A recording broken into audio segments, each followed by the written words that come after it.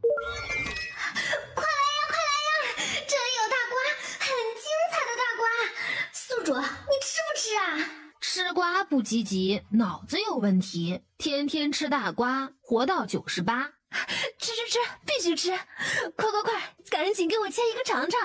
昨晚华妃去勾引皇上了，全身只穿了一件大红色肚兜，连线裤都没穿，想要说服皇上。妈呀，这瓜好刺激啊！娇滴滴的美人冰肌玉骨，浑身雪白，小腰像蒲柳一样又细又软，一看见皇上就伸手去搂皇上的腰，整个身子往皇上怀里钻，火急火燎，伸手就去脱皇上的龙袍。继续，别管我，我还扛得住。有图片吗？有视频吗？我想看。抱歉宿主，系统暂时还没有这个功能。行吧，废物。我不废，视频功能正在开发中，开发好之后就向宿主开放使用。这系统凑合还能要。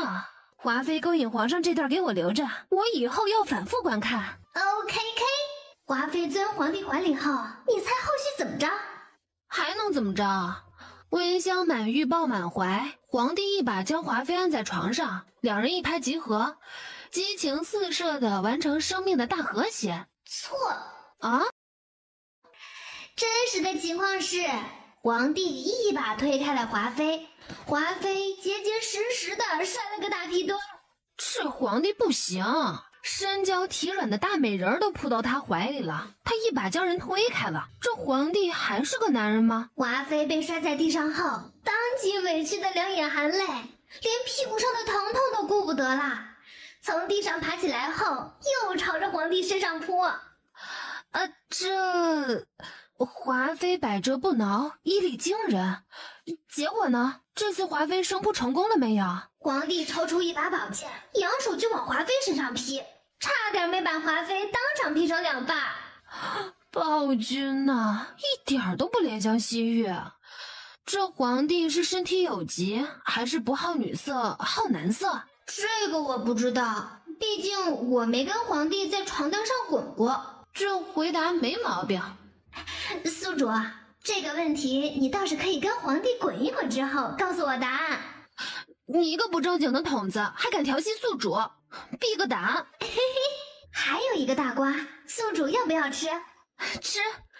吃瓜吃一半，浑身不舒坦，头可断，血可流，吃瓜不能不加油，心不慌，气不喘，大瓜就要尽情砍，吃就要吃完整的瓜，哪有吃一半留一半的道理？华妃之所以那么急吼吼地往华帝身上扑，是因为她耐不住寂寞和一个男人偷情，已经暗结珠胎，怀上了野种。我操，这大瓜是他能听的吗？若是被其他人知道上报给皇上，他可是要被砍脑袋的。想想这皇帝被戴绿帽子已经够惨了，谁知道他还稀里糊涂喜当爹，还要给别的男人养孩子，惨上加惨。爱是一道光，绿的皇帝直发光。青青草原他最狂，他是阳春绿杨洋。那个敢把皇上绿了的男人是谁？伺候华妃的贴身太监。啊，太监？他没听错吧？尊都假都。筒子，你这瓜保真吗？这怕不是个假瓜吧？这太监是华妃的青梅竹马，为了一直陪伴在华妃身边，通过贿赂的方式混到了后宫。别人为爱自杀，这个男人为爱自宫？错，这个男人还是完整的儿身，没舍得割掉，就是个假太监。天哪，太刺激了！好一出瓜连瓜，瓜中瓜，套娃瓜。皇帝被绿，喜当爹，后宫还被一个假太监霍霍了。这三个大瓜随便一个被皇帝知道，皇帝还不得被气得吐血？筒子，这三个大瓜天知地知，统知我知，可不能再让其他人知道了。哼，你刚刚在说什么？你在说皇上的坏话，我可是都听到了。哇哦，危险！宿主，你的头还能保保重嘛。魏雨嫣正躺在一堆柴火上，嘴里嚼着一根狗尾巴草。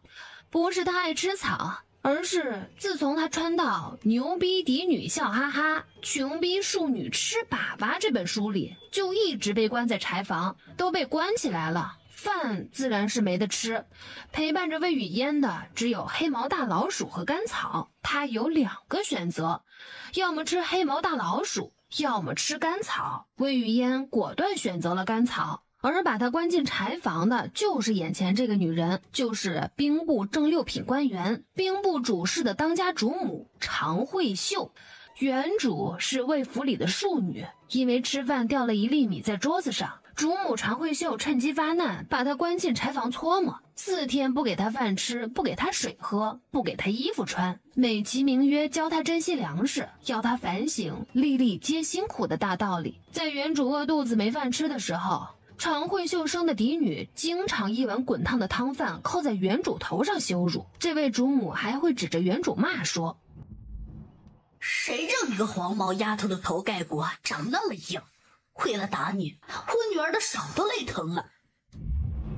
原主是个小怂包，害怕常惠秀母女，被欺负死了还怂唧唧不敢反抗。但魏雨嫣可不是任人宰割的鱼肉，她可不舍得委屈自己受欺负。一句话，谁敢打她的头盖骨，她就敢掀了对方的头盖骨，并用对方的头盖骨盛酒喝。常惠秀这个人惯于伪装。老爷魏弘光在家时，他赶紧给魏雨嫣换上好衣服，并温声细语地表演温柔善良的好主母。老爷魏弘光不在家时，他赶紧把好衣服从魏雨嫣身上扒下来，还把小姑娘和黑毛大老鼠一起关进柴房，露出阴狠的本性，变得法儿地折磨小姑娘，典型的人前人后2副面孔。秀儿，是你吗？你可太会秀了，真不枉叫你常会秀。没关系，我会出手。一旦出手，他就会出殡。我刚才听的可是很清楚，你在妄议圣上，你最好给我从实招来，不然我把你说的事情告诉当今圣上，你就是有10个脑袋也不够砍的。吃瓜吃到掉脑袋，宋主你是第一人。你若真是听到我说皇帝的坏话，还要我招什么招？直接去告发我呗。你个不知尊卑的贱婢！反弹。这个宋主真是太好玩了，这反弹2字4两拨千斤，用得极好，妙啊！既然你冥顽不化，不知天高地厚，那就接着在柴房反省吧。与老鼠待在一起，哼，像你这种出身卑微的贱婢，也就只配跟老鼠待在一起。这时，一只黑毛大老鼠叽叽叽叫着从魏雨嫣的眼前跑过。魏雨嫣瞅准时机，从地上爬起，小脚对着那只黑毛大老鼠，瞄准常惠秀，使出全身的力气踢过去。滋溜，黑毛大老鼠顺着常惠秀的领口掉进了她的大红色肚兜里。一人一鼠来了个亲密接触，这太刺激了，常惠秀都快被刺激疯了。救命啊！谁来救救我！你别走，你快救救我！告辞。太饿了，5脏6腑都跟着疼，仿佛在自相残杀，饿得好像能把整个地球吞进肚子里。在21世纪长大的魏雨嫣哪经历过这种饿得她头晕眼花。哎，这东坡肉是做给主母常惠秀吃的，现在是我的了，香，太香了。穿越之前，魏雨嫣为了瘦，常年不吃肉，只吃小青菜，但现在她只想吃肉，看见肉比看见自己爹娘都亲。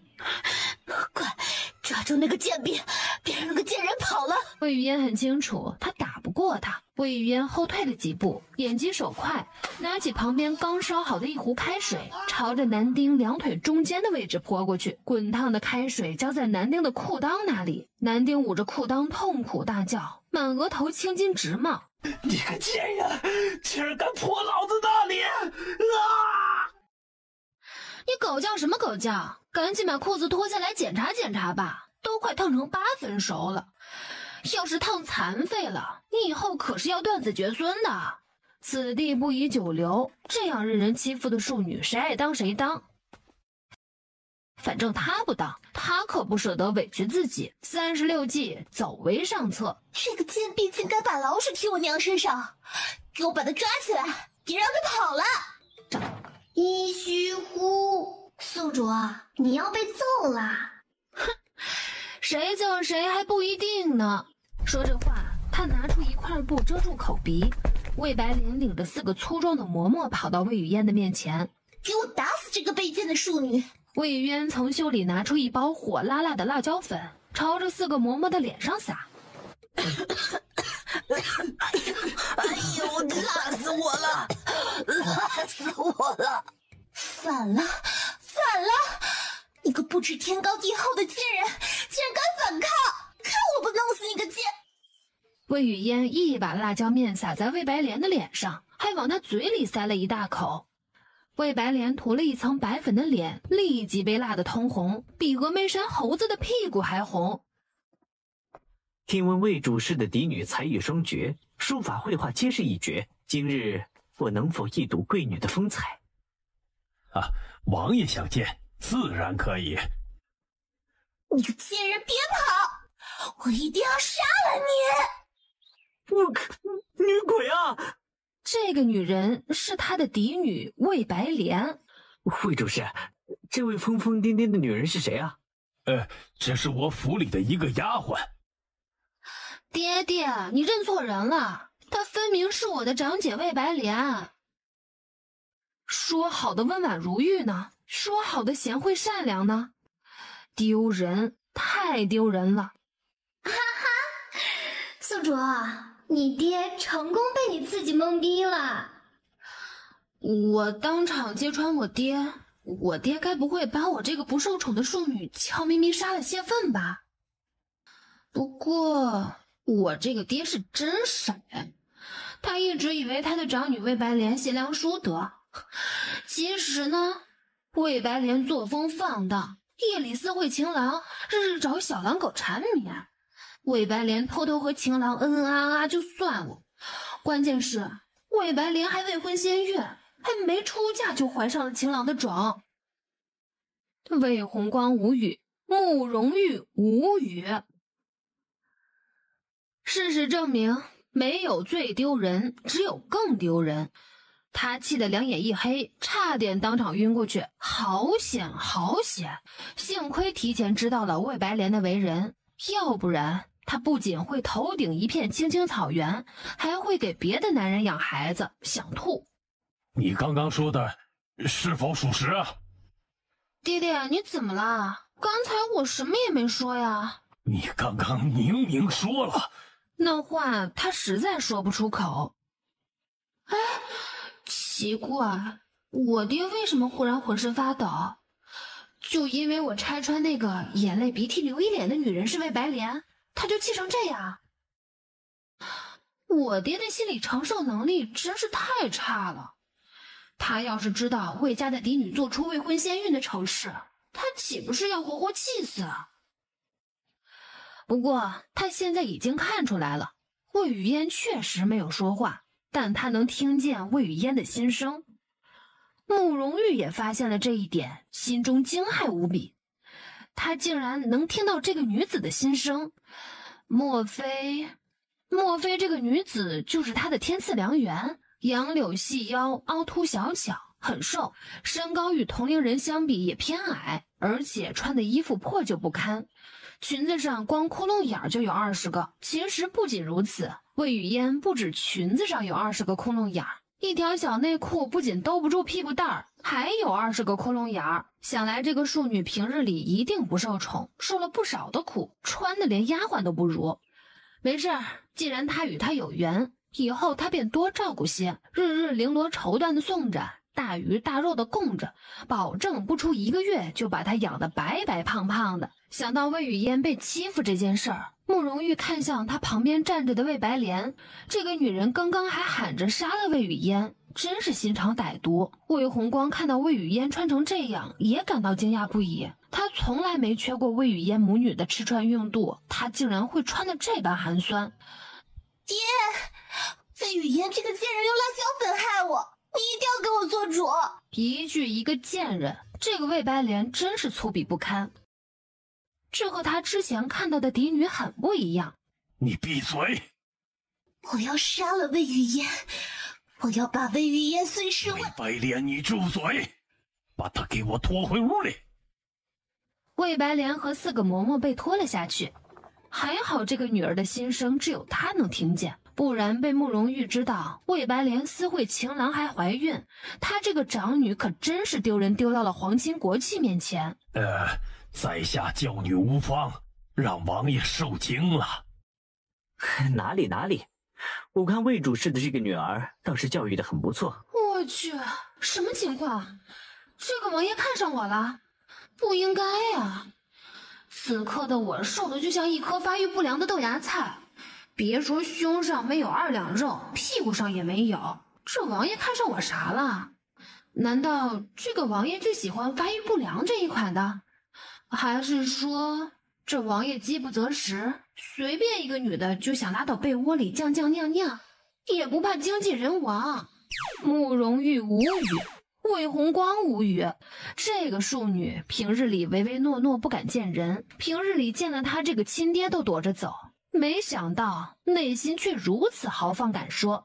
还好，只有他能听到这小女的心声。王爷，今日府中不便，您看。这位王爷，你别看了，再晚一点，你那匹心爱的汗血宝马就要被一匹又矮又残疾的跛脚雄马成功播种了。你一直称呼那匹汗血宝马是你的闺女，等明年，你这个宝贝闺女就会给你生下来一个丑不拉几还瘸腿的小外孙马。小外孙马，丑不拉几还瘸腿儿！天哪，竟然有雄马欺负他的马闺女，还要给他生一个丑外孙！这个臭不要脸的雄马！我刚想起我府中还有事，这就不打扰魏主事了啊。魏主事，我瞧这贵女天资聪慧，将来一定是有福之人，一定要好好对她才是。这王爷是看上他这个小女了。唉，这位王爷看上他这位庶女了。既然嫡女与这位王爷无缘，魏红光也不强求，一切随缘便是，反正都是自己的女儿。如果王爷喜欢4女儿魏雨嫣，魏红光自然愿意帮魏雨嫣与这位王爷牵线搭桥。慕容玉前脚踏出魏府，紧接着，魏雨嫣，你个贱人生的贱婢，当家主母你都敢害，看我今日不弄死你！你竟然帮着那个死丫头！魏雨嫣是我的女儿。哼，一个庶女而已，难道比我这个正妻还重要？她这般狼狈是怎么回事？你趁我不在家故意虐待她？魏雨嫣脑子一直都不好使，是自己弄的，跟我有什么关系？都是我今天被她狠狠地给伤害了。老爷，你一定要给我做主啊，惩罚魏雨嫣。常慧秀不知道，现在的魏雨嫣早就换了心儿，哪里还是之前那个任她拿捏的软柿子？放你妈的麻辣拐弯螺旋屁！真以为鼻子里插根葱就能装蒜了？这么会颠倒黑白，一看你就是八卦阵里养大的千年绿茶老妖精。就你个千年绿茶老妖精虐待我，把我关进柴房，不给我吃，不给我喝，还不给我衣服穿。稍后我会和你好好算一算虐待孩子的后果。立即给4小姐置办最名贵的蜀锦新衣，以后4小姐的吃穿用度都按嫡女的份额配备。蜀绣啊，还是最有名的蜀绣。常慧秀和她女儿做衣服都不舍得用最名贵的蜀绣，魏红光竟然对这个庶女这般好，常慧秀不甘心地伸手去扇魏雨嫣，魏红光握着她的手用力一甩，常慧秀重重摔在了地上。魏红光，你居然为了那个庶女对我下手，你还有没有良心了？捂住夫人的嘴，把夫人拖回房间。常慧秀被捂住嘴，再也喊不出来。她狠狠瞪着魏雨嫣，魏雨嫣对着常慧秀竖了个中指，常慧秀当即被气得胸口疼。有人护着的感觉真的很不错呢。看常慧秀母女像死狗一样拖下去，真的太爽了。我这个爹爹终于不再对常慧秀母女听之信之了。恭喜我爹爹不再是个老糊涂蛋了。待把魏雨嫣安顿好，魏红光就领着大夫去找魏白莲。经大夫把脉确认，魏白莲真的已经怀孕。魏红光怒不可遏，当即押着魏白莲来到了常慧秀的面前，任魏红光和常慧秀如何的威逼利诱，魏白莲都不肯说孩子的生父是谁，都找不到孩子的生父，这个孩子自然就没人负责。都不用魏红光开口，常慧秀一碗堕胎药灌进了魏白莲的肚子里，而魏红光开始调查让魏白莲怀孕的男人到底是谁。魏红光隐隐觉得那个男人的身份一定不简单。另一边，慕容玉急匆匆回到王爷府，就看到一匹跛脚雄马的两只前蹄趴在他心爱的汗血宝马的屁股上，拿起马鞭抡圆了胳膊，一鞭子狠狠抽在了那匹雄马身上。由于回来的及时，慕容玉成功阻止了马闺女被丑马玷污。这一天之内，魏雨嫣就拯救了她2次。魏雨嫣这个女子简直神了，别人不知道的事她都知道，她会未卜先知啊。她心情激动难耐，起身往皇宫走，去找皇帝哥哥。慕容玉找到皇帝哥哥慕容锦时，慕容锦正在和太后一起用膳。皇兄、母后，你们用膳怎么不等我呀？哼，哪有皇帝等你用膳的道理？玉儿真是不知尊卑了，不成体统。从小皇兄就疼我，父皇赏他的芙蓉桂花糕，他都舍不得吃，全部留给我吃。跟皇兄我还客气什么？朕是不爱吃甜食，所以才留给你吃。皇兄为什么不留给其他人吃呢？偏偏留给我吃，还不是因为皇兄疼我？你小子是懂自作多情的。玉儿呢，在母后面前可以由着性子，只要在外人面前，可一定要懂礼数，知君臣之别呢。母后，你放心吧，我在外人面前一直端着王爷的架子，别人都以为我非常成熟稳重。是吗？你确定你非常成熟稳重？吃饭，还让不让人吃饭了？我都快饿死了。饭后，皇兄，今日我遇到一个奇女子，她会未卜先知。皇兄，你恩是什么意思啊？那个女人可会未卜先知呀！皇兄，你为何反应如此平淡？因为我认为你在胡言乱语。皇兄，你知道我那匹汗血宝马吧？要不是那个奇女子提醒我，我心爱的马闺女就要被一匹跛脚丑马糟蹋了。别的人都不知道那匹雄马要糟蹋我闺女，就那个奇女子知道，她真的神了。近日北方发生雪灾，我还有很多事情要处理，你先退下。最近北方大雪频繁，江河结冰，百姓饱受寒冷之苦，辛辛苦苦饲养的牛马也因寒冻而死，百姓冻死在路边的事情也常有发生。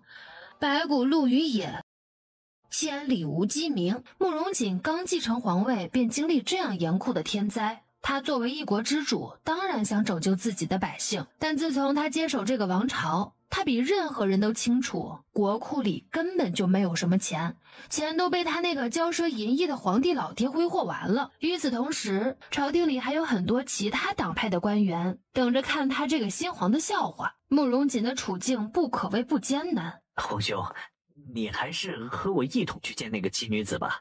皇兄，我这可不是为了玩啊，我是为了国家大事着想。说说你怎么为国事着想。皇兄，我一点都没骗你，那个奇女子真的会未卜先知。反正你为北方雪灾的事情忙得焦头烂额，又无计可施，与其空坐着苦闷，还不如跟我一起去见那个奇女子，说不定她随随便便一句话就能帮你解决了这关系到黎民百姓的大事呀。如果一个女子随随便便一句话就能解决了雪灾这种关系到整个国家命运的大事儿，那还要他这个皇帝干什么？他这个皇帝岂不是连个大草包都不如？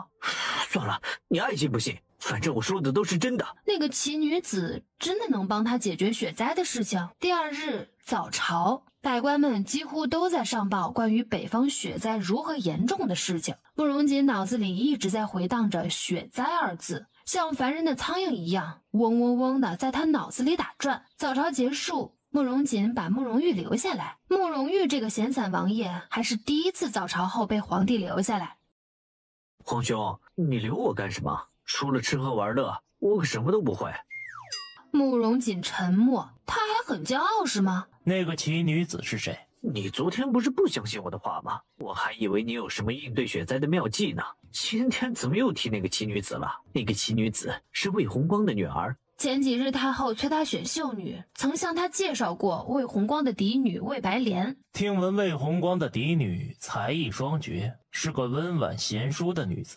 屁啦，都是假的。嗯，皇兄，你别嫌我说话粗俗，就那个魏红光的嫡女，从头到脚每一根头发丝儿都配不上温婉贤淑4个字。慕容玉当即就把昨晚碰到的事情全部告诉了慕容锦，果然耳听为虚，眼见为实。谁能想到，那个以温柔善良出名的嫡女魏白莲，私下不仅骄纵跋扈，还干出了未婚先孕的丑事儿。慕容锦亦是十分庆幸，幸亏他这个弟弟告知了实情真相，要不然他就成大冤种了。慕容锦不知道，其实华妃已经给他戴了一顶华丽丽的绿帽子。我说的那个奇女子是魏红光的庶女，四女儿魏雨嫣。哎呀，皇兄，你跟我去见见魏雨嫣就知道了。别看她表面柔柔弱弱，实际内心十分奔放大胆，直言敢说。奔放大胆，直言敢说。平时那些女子见到他这个皇帝，连抬头看他一眼都不敢。魏雨嫣一个小小的庶女，难道还敢对他一个皇帝奔放大胆、直言敢说？摆驾去魏府。在临睡之前，魏雨嫣还花了一盏茶的功夫，亲手做了一个高级版、强攻击性的弹弓防身。要是常慧秀半夜3更找他的麻烦，他就用竹筒弹弓给常慧秀来个爆头，打爆他的狗头。做这些东西对魏雨嫣来说像吃饭喝水一样简单，因为穿越之前他是一名武器机械师。如果这个朝代做武器的材料齐全，他还能把冲锋枪和大炮做出来。做完弹弓，柳慧文，你个贱妾，给我滚出来！正好找个人当靶子，试试他做的竹筒弹弓威力如何。哼，柳慧文，你今儿个必须下跪给我道歉。请问夫人，我做错了何事？昨天你女儿以下犯上，把老鼠扔进我衣服里，还打伤了我女儿。你身为她的生母，你说你该不该罚？当真有这种事吗？老爷昨天已经处理过这件事情，夫人，你今天为何又来找我？你女儿伤我是事实，你就是让老爷过来了，他也没法否认这件事儿，所以你今天一定要跪在地上给我道歉。就算今天常慧秀如何折磨他，他都不会向常慧秀下跪。一个卑贱的小商贩之女，在他这儿装什么高风亮节？魏雨嫣以下犯上，其母柳慧文代之受过，你们想办法让她跪在地上。biu biu biu biu biu。呵，这屋里这么热闹。夫人，你看，这是爹爹给我买的新裙子，采用最珍贵的蜀绣做成，你和你闺女都没有，只有我有，你们开不开心？细眉杏眼，长相柔美，楚楚可怜。我这个娘亲长得还真是漂亮，不见女儿张嘴，却为何能听到女儿说话？柳慧文怀疑自己得了臆想症。我娘亲漂亮是漂亮，但就是太瘦了，瘦得像排骨。估计我爹抱着她都被硌得手疼。这确实是他女儿在说话，他这个女儿说话还真是好听呢。魏红光抱着她的时候，真的被硌得手疼吗？不过我娘现在也不用担心硌不硌手的问题，因为我爹已经很久没有钻过她的被窝了。确实是这样。想想我爹娘之前恩恩爱爱甜如蜜，谁曾想在一个月黑风高的夜里，我娘被人陷害了。陷害？是那件事吗？那件事儿，其实我娘都是被常慧秀陷害的。她在我娘的饭里下了药，弄了我娘的衣服和头发，还算好我爹去我娘那里的时间，让一个男人从我娘房间里跑出来。可怜我娘清清白白，又是被人诬陷失真。可怜我这个小可爱，竟然被人骂野种和晦气。原来这一切都是常慧秀的阴谋。常慧秀一拍椅子，她要亲自教训这母女俩。魏雨嫣敢打下人，她就不信魏雨嫣还敢打她这个当家主母。这时慕容锦、慕容玉、魏红光正站在门口处，看到了常慧秀给魏雨嫣下跪的情景。老爷，你可一定要给我做主啊！这魏雨嫣比我给他下跪。哟，常慧秀又开始秀了，这眼泪就跟水龙头似的，说哭就哭，哗哗哗的往下流。不知道的还以为他爹死了。这声音嚎的那叫一个脆声，专业哭坟的演员都没他会哭。这演技，奥斯卡影后来了都得喊他一声姐。谁在说话？幻觉，他中邪了。什么叫魏雨嫣逼你下跪？我们都看到了，你想打他，他被迫反击，难道被别人打还站着不动？当然得打回去才是啊！从小皇帝哥哥就教他，当他被其他人欺负的时候，不论对方多厉害，在第一次打他的时候就要勇敢的反击，因为如果第一次被欺负还不还击的话，以后会有无数次的欺辱等着你。我觉得魏雨嫣做得很对。魏主事，你家后院可真热闹。其实他的后宫更热闹，但此时的慕容锦还不知道。老爷，事情不是你们看到的那样，是柳慧文和魏雨嫣欺负我在先，我才去教训他们的。你们可千万别被这母女两个蒙蔽了呀！我操！大胆！谁敢当着我的面卧槽？他二大爷的，我真忍不了了。常慧秀个死三八，又开始搞诬陷栽赃了。究竟哪个女子脏话说得这般顺？佩服。常慧秀这个女人就是一坨屎，看见她我就恶心的想吐。慕容锦无语，魏红光呆住，慕容玉震惊。这句骂得有味儿。常慧秀给我娘下迷药搞陷害我娘和别的男人私通，诬陷我是野种，现在又来诬陷我和我娘。这个三八绿茶老鳖精真不要脸！呸！吐他一脸。原来是魏雨嫣在说话，他能听到魏雨嫣的心声。原来魏主事家的后院这么精彩，不仅嫡女未婚先孕，嫡女的母亲还诬陷她妾室的清白，诬陷她女儿是野种，这瓜可真够多的呀！吃瓜。俗话说家丑不外扬，如今魏红光的家丑都扬到了皇帝面前，魏红光感觉自己的祖宗18代都被常慧秀丢完了。要是他的老祖宗知道这件事儿，都能被气得从棺材里爬出来扇他一耳光。魏红光当即让人把常慧秀关进了柴房里，让他和老鼠为伴。常慧秀被拖走之后，魏雨嫣感觉空气都变得香甜了。魏雨嫣这人没别的爱好，碰到帅哥就想多看两眼。传说看帅哥延年益寿，所以他就喜欢盯着帅哥看。他才不是贪图帅哥的美色，他就是单纯的想延年益寿，真的。哎，这个男人是谁？长得挺帅，人模狗样的。哎呀，这个美男子害羞了。没想到他外表看着像个大狼狗，实际上是个羞涩的小奶狗。这该死的反差萌！魏红光和慕容玉脑袋上的冷汗冒得更加厉害。昨天慕容玉忘了把他能听到魏雨嫣心声的事情告诉慕容锦了，现在看来他还是暂时别告诉皇兄了。皇兄要是知道他能听到魏雨嫣在心里骂他，一定会感到更加窘迫的慌，估计整个脸都能被气成红苹果。什么是小狼狗？什么是小奶狗？这个女人为什么总说她是狗？她是人，不是狗。这个女人满口胡诌，一派胡言。哎，这个男人脸红了，就因为我看他一眼，他就脸红了。我那是被你气的。一个大男人的脸说红就红，哎呀，怎么像个小姑娘一样？男人适当害羞是情趣，但如果太害羞的话，可就不太好了。他现在的脸可真红啊，像个猴子的腚一样。他这性格真不像男人，被女人看一眼就脸红成这样，他会不会体虚？不行。什么叫像个小娘们儿？什么叫脸红的像猴子腚？什么叫不像男人？什么叫体虚？什么叫不行啊？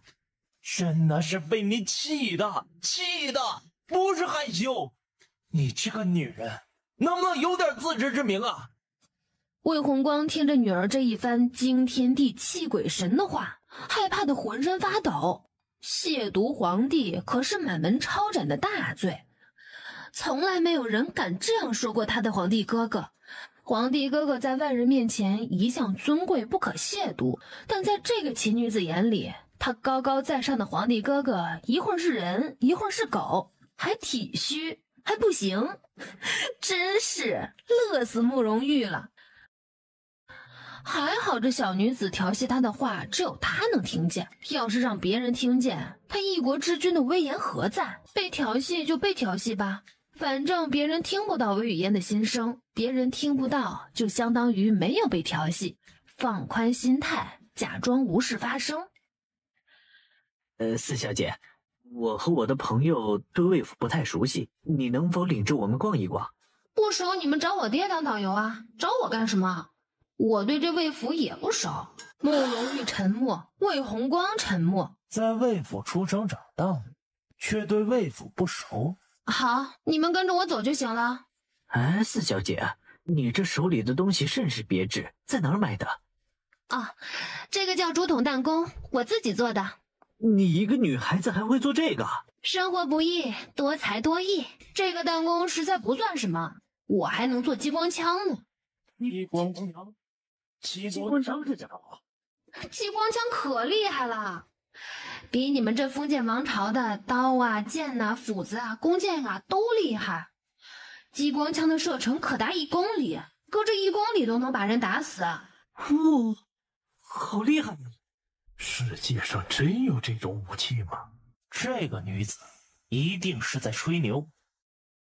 我还是不告诉你们我会做激光枪了，省得说出来某些没见过世面的土鳖说我吹牛。他就静静的不说话都能被骂土鳖，绝了！眼前这个女孩子是不是他的克星？咱们去凉亭上坐一会儿吧。甚好。听闻等级北风雪灾严重，四小姐，你对这件事怎么看啊？我怎么看？我用眼睛看。哎，他就知道今天不该来找这个女子，来了之后净挨骂了。见这个女子短短不到1天，他就骂她人模狗样，大狼狗、小奶狗，脸红的像猴子的腚，体虚不行，土鳖。他堂堂一个皇帝，都已经被这个女子排出人籍，沦为畜生了。越想越气，但偏偏吧，他这火还没有地方发，人家只是在心里骂，又没有骂出口，你拿人家怎么办？他今天不该来，来了也是白白送上门，让这个女子羞辱。他就知道不该指望这个女子，把解决雪灾的办法寄托在他一个女人身上，他也真是急糊涂了。雪灾这事儿，我确实知道有一个解决办法。说话说一半，以后没老伴儿。说一半留一半，很容易被打的，你知不知道？说，你快说啊！比比我们跪下来求你。急得慕容锦想伸手挠头。忍住，不能挠，皇帝的架子不能丢。这水池养什么金鱼呀？养大鲤鱼多好，饿了抓一条就能烤着吃，做成麻辣烤鱼最好吃。鱼皮烤得焦香酥脆，鱼肉鲜嫩柔软，蘸着麻辣可口的酱汁，这味道绝子啊！想吃，馋得想流口水。姑奶奶，你能不能说点有用的呀？只要你帮皇帝解决了雪灾的事情，以后天天让御膳房给你麻辣烤鱼吃。算了，这个小女子就是在吹牛，她就不该把希望寄托在这个馋猫身上。雪灾的事情去并州就可以解决呀。说了，他终于说了，并州双鸭郡有一个名叫绿潭的草原，这个草原位置偏僻，荒无人烟，鸟不拉屎，鸡不下蛋。但这个草原北部却有一处优质的煤矿，这个煤矿不需要挖井，露天就能开采，开采的煤炭既能卖钱填充国库，又能发给百姓烧炭取暖。那个并州双鸭郡名叫绿潭的草原真的存在吗？那个能拯救万千国民的煤矿真的存在吗？慕容锦立刻就派魏红光率人去魏语嫣说的那个地方勘察。8天后传来消息，并州双鸭郡绿潭草原上真的有一个露天煤矿。慕容锦得知消息的那一刻，他真的被魏语嫣这个奇女子深深的折服。一座优质煤矿就是一座金山银山，这个奇女子哪里是他的克星，分明是他的救星。赏必须重重的赏魏语嫣。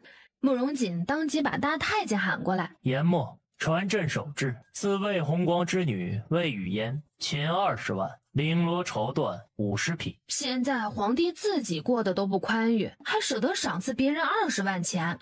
他跟随在皇帝身边多年，还是第一次看到皇帝赏赐一个臣子之女。魏语嫣在忙着做华堂式竹筒枪的事情，没事做点杀伤力极强的武器玩玩，反正闲着也是闲着。他翻遍了原主所有的储物盒，一个铜板都没有。一个包子还要1文钱呢，原主长这么大，竟然连一个包子都买不起。可以想象原主以前过得有多么的苦，穷。他现在真的是太穷了，他现在是一个连包子都买不起的穷人，估计路边要饭的叫花子都比他有钱。魏语嫣脑筋急转，想着赚钱的法子。他从小就一个特长，就是画画特别好。画什么能很快就卖到钱呢？画春宫图。古代没有小视频可看，对春宫图的需求一定很大。说干就干，魏语嫣提起笔就开始在纸上画春宫图。虽然说她没有和男人实战的经验，但她看过小视频呢。魏语嫣把小视频里的各种姿势和花活都画了出来。画完之后，她浑身发热，汗水淋漓，满脸通红，双腿发软，仿佛身体被掏空了。虽然没有真的那啥，但好像经历了一场激烈的那啥。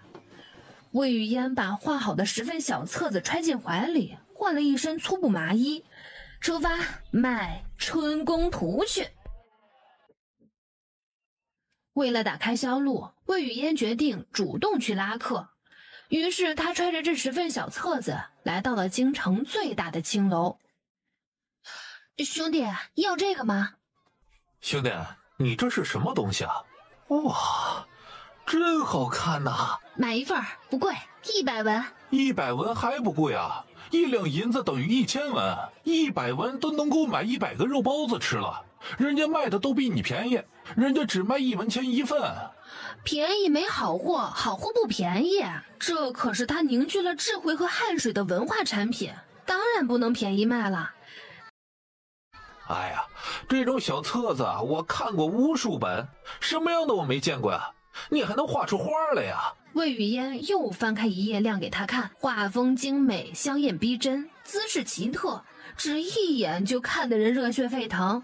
我去，这什么姿势啊？我以前从没见过呀！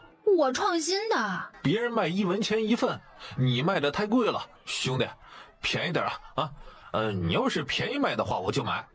我给你出双倍的钱，2文钱。你给我爬3文钱。拜拜了你。25文钱一份，你爱买不买？兄弟，你长相英俊，玉树临风，气宇轩昂，高大魁梧。你拥有世界上最漂亮的天使面孔和最强壮的魔鬼身材。为了下半辈子幸福，你难道还不肯花这个钱？我就喜欢你这种实话实说的人。是吧是吧？我这人没别的优点，就是爱说实话。我看出来了，你这个人最大的优点就是诚实。所以这小册子你要不要买一份儿？买。凭借着过硬的绘画技术以及把死人说成活人的一张巧嘴，魏雨嫣成功把10份小册子全部卖出去了，一共赚到了人生的第一桶金250文钱。一通操作猛如虎，一看收入250，呵呵。魏雨嫣跑去卖工具的铺子问了问斧子的价格，1两银子。我去，这么贵！你还卖什么斧子？干脆去抢好了。滚！滚就滚！他要做点什么更赚钱的买卖呢？他辛辛苦苦画了10份春宫图，画的手指头都磨破皮了，画的身体都要被掏空了，结果挣的钱还不够买一把斧头的。果然花钱如流水，挣钱如吃屎。钱这玩意儿真心不好赚，卖春宫图赚钱太慢了。我操！原来还可以这么玩啊！哎呀，从来没见过这种玩法，刺激，真他妈刺激啊！刺激？什么东西这么刺激啊？还真他妈刺激！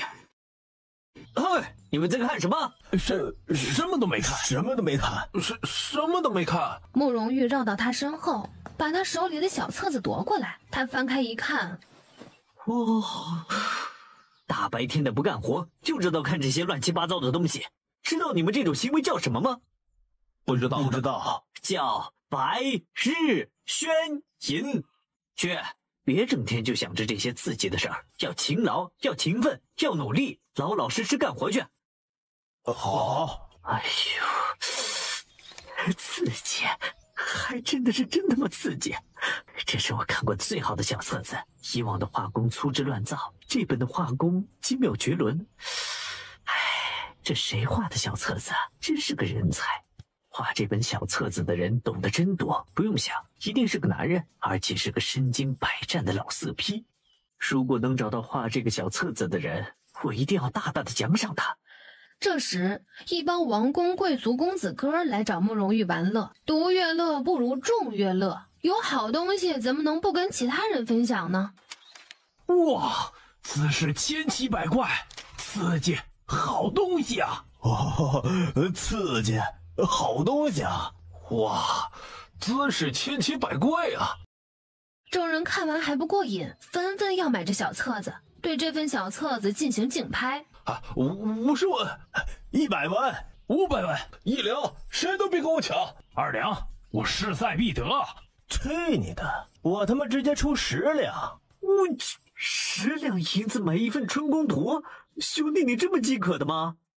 哎，你们不知道，我之前跟我爹去边境打仗，连续1年，放眼千里全都是雄性，别说女人了，我看这一头老母猪都觉得她貌美如花。花10两银子就能抚慰他寂寞的灵魂和身体，谢周琦自然乐意。这小册子是真的受欢迎，其他人纷纷去寻找这种小册子。在魏雨嫣不知道的时候，他画的这种小册子已经在贵族公子和小姐们之间传开了，价格一度飙到了20两银子一份。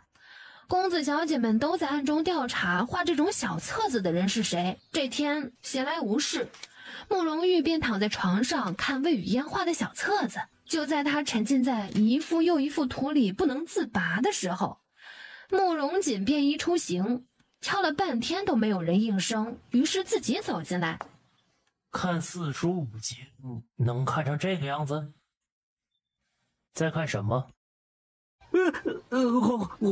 皇兄，这满纸的荒唐不堪入目，但画工精妙，用色鲜艳，姿势多种多样又奇特，画的还挺好看的，比皇宫里发给嫔妃的那些春宫图还好看。哎，皇兄，这是我的，你还给我！身为皇族子孙，应当为天地立心，为生民立命，应当把百姓的关切时刻记在心间。所以这小册子我没收了。说了这么多，合着最后一句才是重点。皇兄就是想没收他的小册子，然后偷偷自己看。切，皇兄你别装了，我早已经看透你了。随我一同出去。去哪儿啊？去魏府。好啊。几日不见魏雨嫣，他甚是想念，不知道魏雨嫣此刻在做些什么。娘，你还好吗？真是天道好轮回，苍天饶过谁？莲儿，你快去喊你父亲，就是我生病了，让他放我出去。娘，我爹爹不在府里，他去外地了。完了完了，他还要接着被关在这个地方，他还要跟那群黑毛大老鼠关在一起，他要崩溃了。娘，你快吃，别让管家看见，爹不让给你送饭。老爷来啦！常慧秀手一抖，一碗热气腾腾的东坡肉啪叽一下摔在了地上。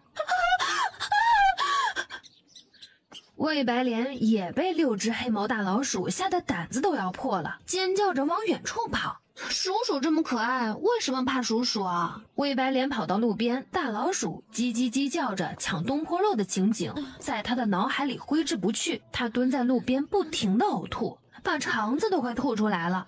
魏雨嫣看着这对崩溃的母女，利落的转身，心情美美的离去。待魏白莲吐够了，才意识到不对劲。他母亲接到东坡肉后，是谁忽然喊了一声老爷来了，没有看见一个人。一定是魏雨嫣那个死丫头，一定是她害得我吃不上肉。千错万错都是魏雨嫣的错，要不是魏雨嫣，我们母女2个也不会这么惨。娘，你放心，我一定会狠狠地修理魏雨嫣。好女儿，你如何修理那个死丫头？娘，你放心，我有靠山，大靠山。大靠山？难道是让魏白莲怀孕的那个男人？太监？太监应该待在皇宫里才是，为什么来魏府？难道有圣旨要传？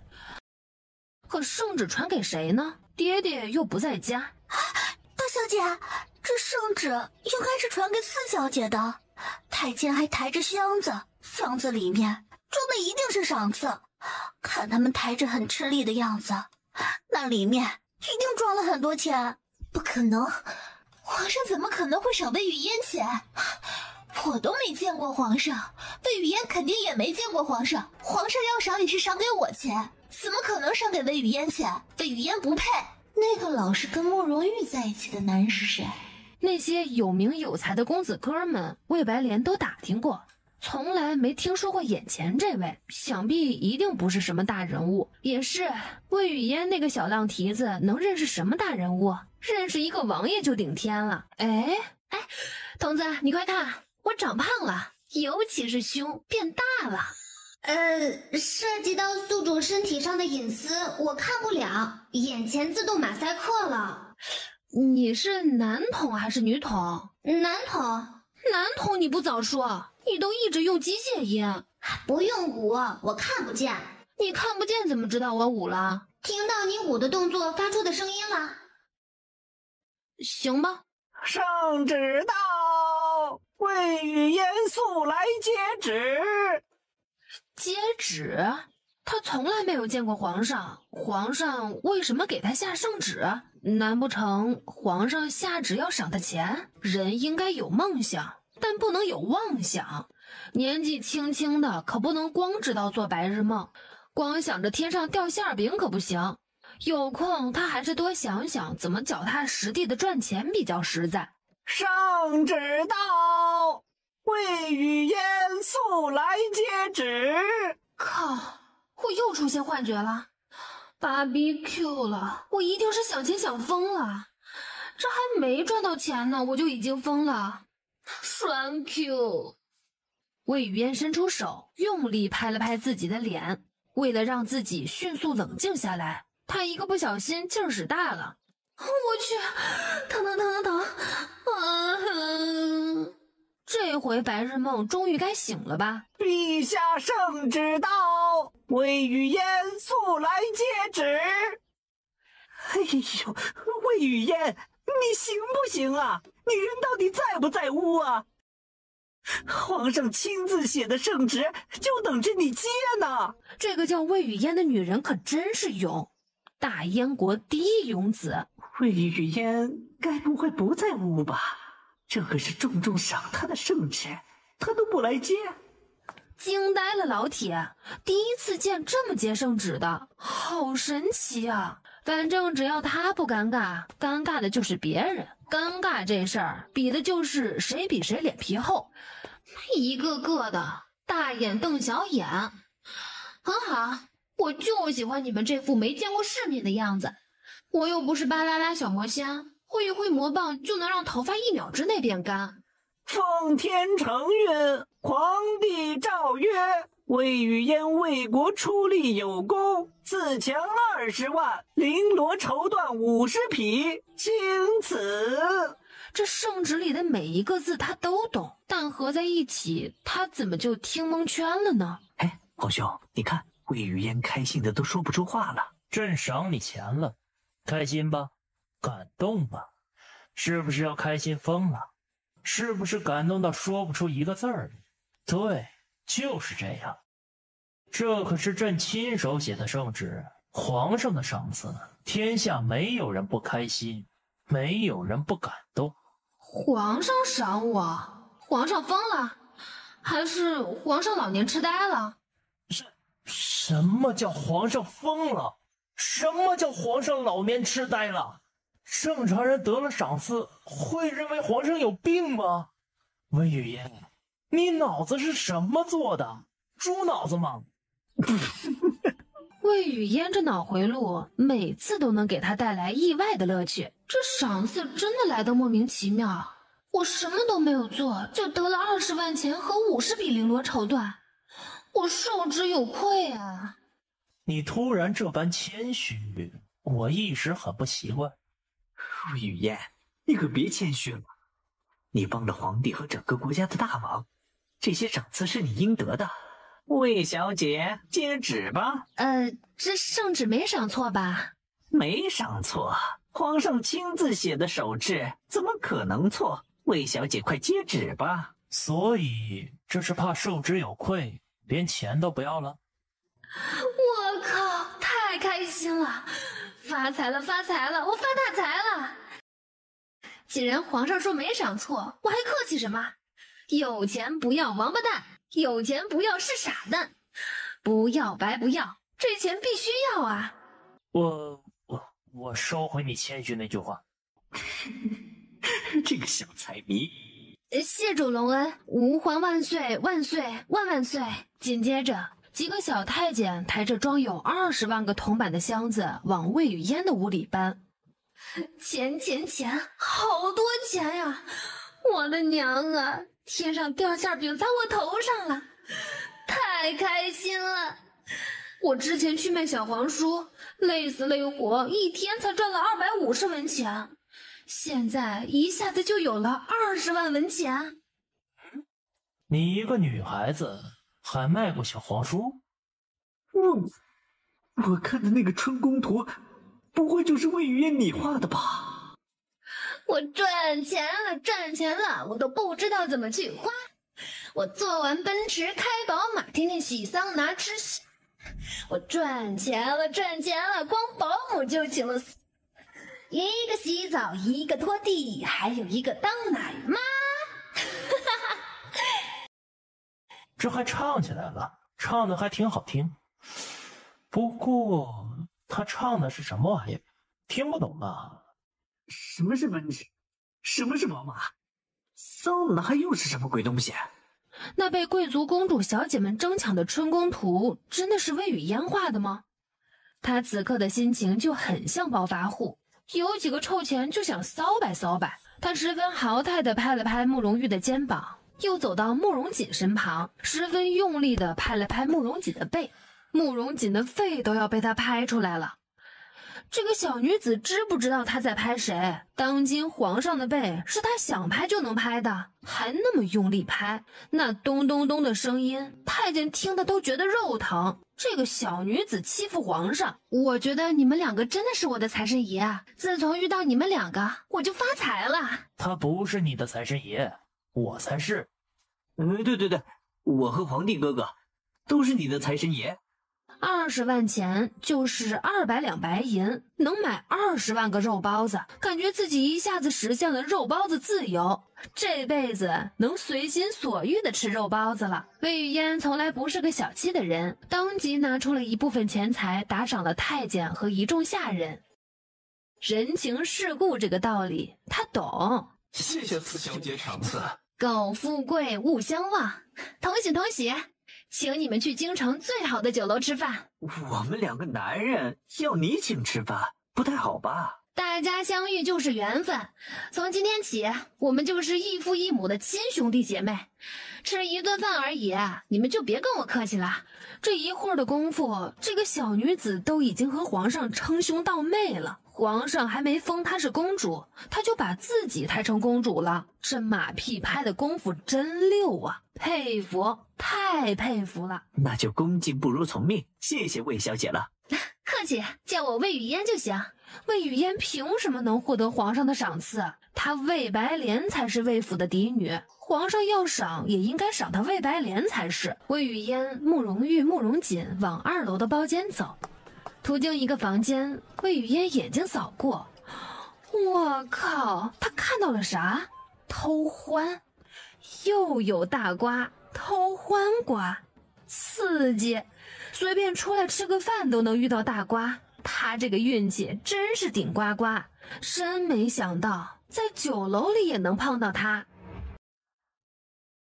光天化日和情郎在酒楼偷欢，还连门都不关。偷欢的女人是魏白莲，她刚刚偷听完魏语嫣的墙角，就赶紧跑到酒楼来找她的老相好。魏白莲和她的老相好火急火燎，连关门都顾不上。年轻人就是欲望强，真是饥渴啊！欲望，吃饭的欲望，饥渴。朕现在确实是又饥又渴。吴郎，你亲是亲人家吗？你亲的那么用力，奴家的嘴巴都被你亲肿了。嘴巴都亲肿，这么猛的吗？这可是大白天的，而且是在酒楼。亲嘴儿，你们两个不会回家亲吗？慕容玉偷偷往隔壁包间的方向望，慕容锦表面一本正经的专心喝茶，但余光早已经瞟向了隔壁包间。但隔壁忽然没动静了，唉，没动静也好，方便他们专心吃饭。他们来酒楼就是吃个饭而已，请其他人别打扰他们干饭。不行，吴郎，别亲那里，你别乱亲，奴家会害羞的。这还让不让人好好吃饭了？那里是哪里？别亲哪里呀？你倒是说清楚啊，有种你直说呀！家里满足不了他们俩是吗？2个人非得在酒楼里包间乱搞，这难道就叫偷欢的快乐？我们这些吃饭的人也是他们谱类的一环。会玩，真会玩，亲个嘴都被这俩人玩出了新花样。扑什么玩意儿？扑雷？啥叫扑雷？把雷扑倒？什么乱七八糟的？魏语嫣这个小女子懂得真多。哎呀，14爷的脸怎么红了？14爷这么纯情的吗？该不会还是个纯情小处男吧？什么叫纯情小处男？请把小字去掉。女人，你不知道男人最介意小这个字吗？憋住，皇上的威严不能丢。嚯，这个男人厉害呀！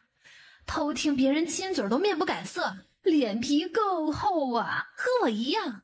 哎，等等，这男人脸不红心不跳，一点反应都没有，该不会是男人功能障碍举不起来吧？哎呀，我说他怎么看起来那么清心寡欲，感情就是个太监。真是风水轮流转，苍天饶过谁？原来不是他一个人挨骂，心里一下子就舒坦了。这个魏语嫣一天不骂他就心里发痒是吧？真是好大的狗胆。他刚刚赏赐了他那么多钱，他转头就又骂他，这个没良心的小东西。店小二端着好酒好肉走进来，满脸通红，不用猜，都是被隔壁包间刺激的。筒子在吗？筒子，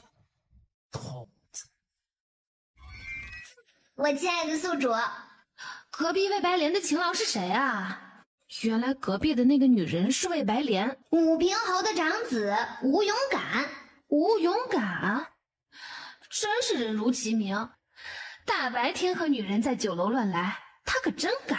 吴勇感，吴勇感，因为吴勇感是全京城出了名的纨绔，游手好闲，争凶斗狠。吴勇感的爹爹是先帝赐封的武平侯，手握重兵。慕容锦刚继位不久，兵权表面上是在手里，实际上都被吴刚铁把持着。慕容锦作为皇帝，难免心有忌惮。现在旧皇已逝，新皇继位，但吴刚铁迟迟不肯将兵权交到新皇的手里，这分明是对新皇慕容锦的挑衅和轻蔑。慕容锦一直在找办法收回吴刚铁的兵权，只是截止到目前为止，一直没有找到合适的理由。吴勇感知道他爹吴刚铁的厉害，最喜欢狗仗人势，行事野蛮，嚣张跋扈，在整个京城无人敢惹。之前魏白莲说的大靠山就是吴勇感。怪不得魏白莲那么嚣张，原来是找到了武平侯的儿子当情郎。可吴勇感不仅早娶了正妻，纳妾都纳了8个，除了正妻和妾室，还有21个通房丫头，每夜一个妹子，1个月都不带重样的。这吴勇感就是个种马。魏白莲要是嫁到武平侯府里，一进门就要给20个娃做后妈。哎呀，魏白莲这是图吴勇感什么呀？图他年纪大，图他不洗澡。魏白莲一个年轻女子，要相貌有相貌，要才情有才情。按理说，她好好找一个门当户对的年轻男人做夫君多好，为什么好端端的名声不要，心甘情愿给吴勇感做情人怀孩子？这事情可真是蹊跷。哎，筒子，魏白莲未婚先孕怀的那个孩子是不是吴勇感的？是的。筒子，魏白莲未婚先孕给吴勇感怀孩子，这里面是不是还有什么大瓜？ bingo， 恭喜宿主，你猜对了，这里面还真有一个瓜中瓜，大瓜。什么大瓜？快说快说啊！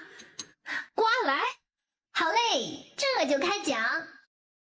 武平侯在前朝屡立战功，他认为功高盖主，哪里肯只做一个小小的侯爷？其实他早就起了造反的心思。造反啊！这武平侯是想当皇帝呀，胆子真肥，野心真大。所以魏白莲那么上杆子倒贴吴勇感，目标是想当皇后啊！我靠，这可真是一个大瓜，一个关系到整个皇室生命安危的大瓜，一个关系到整个国家命运的大瓜。皇帝哥哥这表情，莫非他也能听到魏雨嫣的心声？这个吴刚铁果真有造反的心思，一个真正一心为国的人，怎么可能不愿意将兵权交给新皇？这分明就是居心叵测。吴刚铁要造反，吴勇感知道这件事吗？吴勇感和他爹就是一丘之貉，他巴不得他爹造反成功，以后他爹做皇上，他做太子，他爹死了，他美滋滋的做皇上。吴勇感不仅盼他爹造反，还盼着造反成功后他爹早点死。吴勇感做梦做的都是皇帝梦，常常梦到自己穿着黄灿灿的龙袍，坐在金灿灿的龙椅上。他爹还没有造反成功，吴勇感都已经开始绣龙袍了。吴勇感没事就翘个兰花指，拿个绣花针，一针一针的绣龙袍，还一边绣一边咯咯咯的傻笑。绣龙袍就绣龙袍，还翘兰花指，这个娘炮！第一次见又娘又好色的男人，真是多奇葩！吴勇感连龙袍都开始准备了，完全是将皇位践踏在脚底下，真是太可恨了。照吴勇感这个做派，恐怕父子2个已经开始筹备造反的事情了。皇帝今天才赏了我一大笔钱，这种雪中送炭的情谊，我真的不想皇帝被嘎。不错，知道为朕担忧了。而且就吴永感那个死样子，日日逛青楼，天天睡妹子，他要是当上皇帝，这个国家还不得被他祸害死？说得对，朕很同意你的观点。要是吴永感当了皇帝，肯定为了寻欢作乐而搜刮民脂民膏，到时候受苦的都是老百姓。就是。再说那个吴刚铁，他连他的长子都管不好，他能管好整个国家吗？一定不能。就是。这个吴刚铁，你说你打仗厉害，就安安心心的打仗。打仗厉害并不代表治理国家厉害。术业有专攻，懂不懂？为什么非要造反呢？这个缺心眼王八蛋！就是。吴刚铁管不好自己的孩子，吴永感管不住自己的裤裆，这对父子都不配当皇帝，还是当今皇帝最适合当皇帝。你这小女子说的真对，深明大义，甚得朕心。哎，筒子，上哪儿找到吴刚铁造反的证据呢？吴刚铁为了做皇帝，与大邻国的皇室私通。他允诺大邻国的皇帝，只要大邻国肯帮他出兵造反，到时候他登上皇位，就把西北那块土地送给大邻国，把自己国家的土地送给别的国家。天哪！吴永感不仅造反，他还卖国。吴刚铁就是个背叛自己国家的卖国贼。一个人为了自己的荣华富贵和权势，连国家都可以卖，他配当这个国家的主人吗？狗都比他配。吴刚铁和大邻国私通的证据有吗？有。上哪儿找这个证据啊？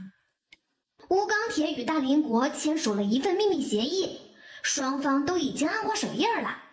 这份协议就在吴刚铁书房书架第2层的第2本书里夹着。书房书架第2层的第2本书里面夹着。好的，我记住了。我也记住了。我记得比谁都清楚。他收回惩罚魏雨嫣的那句话，魏雨嫣就是个宝贝蛋儿，他真想修座庙把这个蛋供起来。3个人匆匆吃完饭，魏雨嫣把系统告诉他的一切告诉他们。你们2个，一个是王爷，一个不知道是什么东西，但我知道你们2个一定都身份不凡，记得一定把吴永感造反的证据告诉皇上，切记啊！好的，朕已经知道了。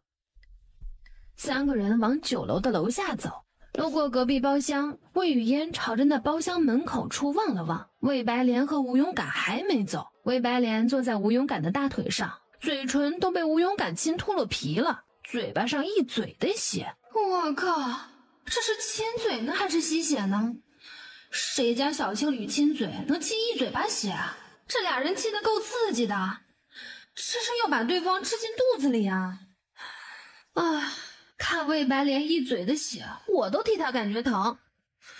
唉，算了，变态的世界我不懂。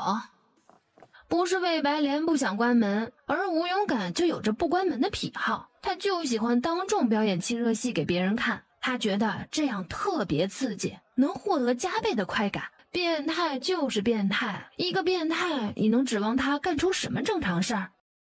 吴郎，你说你当皇帝以后让我当皇后，你该不会是口头上说说骗我的吧？莲儿，你这是说的哪里话？我对你可是一片真心呐。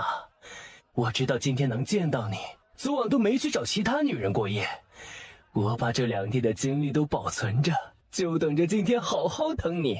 嘿嘿嘿嘿，莲儿，你还听不出来吗？我这个人虽然爱拈花惹草，我虽然妻妾成群，但所有的女人中，我爱的是你呀。所以你以后会让我当皇后？那当然。只要你当了皇帝，我当了皇后，我就再也不用怕被魏雨嫣欺负了。要不是魏雨嫣欺负我，咱们2个的骨肉也不会还没出生就死了。那个叫魏雨嫣的我记住了，我今晚就派人杀了他。今晚就是魏雨嫣的死期，魏雨嫣这个贱人终于该死了。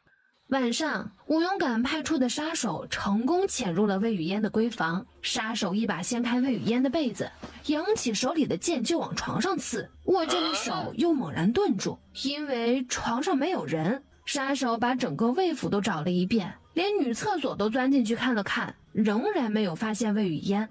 武平侯府，魏雨嫣思来想去，觉得还是不能坐以待毙。魏白莲要是成功当上了皇后，第一个杀的就是她。就魏白莲那个心理变态，当上皇后以后，指不定会怎么折磨她呢，把她做成人质都有可能。再则言，江山永固才能国泰民安。皇帝要是被嘎了，还有哪门子的安？与其坐以待毙，不如主动出击；与其委屈自己，不如创死他人。生死看淡，不服就干。他得去武平侯府打探打探情况。这天，武平侯府招丫鬟。你们这些没钱没势的人能进侯府当丫鬟，是你们天大的福气。我们侯府可是金贵着呢，可不是什么人都能混进来的。知道为什么有牛在天上飞吗？都是被你吹起来的。要不是我略施小计就混进了侯府，你的话我差点就信了。这是你们进府的第一天，别怪我没告诉你们，奴才就是奴才的命，别一天天想着爬床做主人。爬床？爬谁的床？爬武平侯吴钢铁的床？拜托，他都65岁的老男人了，做我爷爷我都嫌他老，更别提和他一张床了，想想就想吐。爬吴勇敢的床那更不行，那个色批早就得性病了，脏的要死。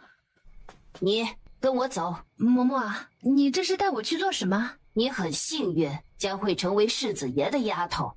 这是幸运吗？这分明是不幸啊。不过近水楼台先得月，离得近才好发现猫腻。吴勇敢见到这小丫头一定很喜欢。吴勇敢就喜欢长得漂亮的丫鬟，因为丫鬟无权无势好拿捏，只要她喜欢，她能以天为被，以地为席，把丫鬟摁在地上强了，事后随便甩2个铜板就把人打发了。被糟蹋的丫鬟痛不欲生，想报官，又迫于武平侯的势力，害怕被打击报复，所以只能打碎了牙齿往肚子里咽。魏雨嫣通过系统了解到了吴勇敢的这些行为，气愤到了极点。吴勇敢这个禽兽就应该把他搁以永志，就这种人渣败类还想当皇帝，他最适合当死人。我今天来的真没错，就应该把吴勇敢和他爹的造反证据找出来，揭发这对父子的真面目，让他们得到应有的惩罚。这很难让人不支持，宿主加油。魏雨嫣趁着白天在吴府做事的功夫，已经把吴府的布局全部摸清了。吴勇敢住在南院，吴钢铁住在北院。吴钢铁的书房比邻他的起居室，书房门口有2名士兵把守，除非有吴钢铁的允许，别人一律不许进入。谁家书房把守的那么严，一看就有猫腻。魏雨嫣还打听到，子时一过，侯府里便不再有人巡逻。他正要走出北院的时候，忽然感觉前面的高墙上一道黑影闪过，错觉。紧接着，一道冰冷又锋利的匕首架在了他的脖子上。靠，出师不利啊！刚出门我就要被人抹脖子了。魏雨嫣，不会吧？我点儿也太背了，刚出门就看见了人家翻墙而入，看到了不该看的，不杀我杀谁啊？如果我死了，一定要记住，我是为了国家而死。为了杀吴钢铁父子，我把自己性命都搭上了，我容易吗？我生的伟大，死的光荣，我都被自己感动哭了。今天没有把吴钢铁父子杀了，我即使化成厉鬼也不会放过他们。我以后天天在他们床头飘。魏雨嫣在心里嘀嘀咕咕了一阵儿，结果发现架在他脖子上的那把刀不仅没有割破他的大动脉，还离开了他的脖子。哎，什么情况？不杀我了？一道低低沉沉的轻笑从头顶飘下来，钻进魏雨嫣的耳朵。这笑声怎么有点熟悉啊？魏雨嫣，转头看看我是谁。怎么是你？我怎么就不能来了？你当然能来啊，来的正是时候，多个帮手总比他单枪匹马的好。我打听过了，吴钢铁住在北院，每到亥时他就歇息了。书房门口有2名士兵日夜不停的把守。2名士兵，小虾米而已，好办。所以你有解决那2名士兵的办法？白刀子进红刀子出，1人1刀，直接给他们捅了。够狠，简单粗暴，我喜欢。原来你喜欢简单粗暴类型的。行，以后我一定满足你，怎么简单粗暴就怎么对你。你一直盯着我干什么？一副很出神的样子，在想什么？我很纯洁的，什么都没想。此地无银300两，越是说自己纯洁的人越不纯洁。王爷八成在想什么不健康的东西。切，这个老色批！哎呀，干正事吧，我去吴钢铁住的北院找造反证据。行，我留在南院接应你。我有一个计划。他附在慕容玉耳边说出他的计划。慕容玉听后，对他的计划连连点头。行，就按你说的做。穿着一身夜行衣的慕容玉很快消失在皑皑的雾色里。魏雨嫣望着吴勇敢的房间，就看到窗户上投下了一扇阴影。一个膀大腰圆的男人翘着兰花指，拿着绣花针在衣服上绣绣绣。我去，这二货果然在绣龙袍，大半夜不睡觉也要绣龙袍。这个傻叉想当皇帝想疯了。